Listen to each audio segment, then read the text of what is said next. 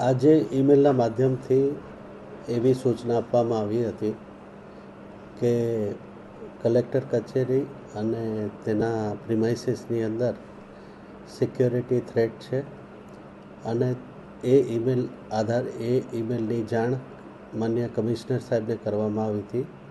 કમિશનરશ્રીની team અને bomb disposal squad SOG દ્વારા સમગ્ર કલેક્ટર કચેરીનું ફ્રેસ્કિંગ કરવામાં આવ્યું છે અને કોઈ ડિટોનેટર કે અન્ય કોઈ વસ્તુ થ્રેટવાળી વસ્તુ મળી આવેલ નથી.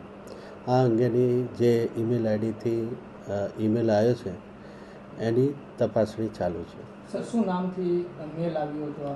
એ ક્લાસિફાઈડ ઇન્ફોર્મેશન છે, અત્યારે નહીં આપી શકીએ. ઈમેલ ડાયરેક્ટ અમારી ઓફિસે મળ્યો હતો અને પ્રથમ માહિતી અમને જ મળી છે.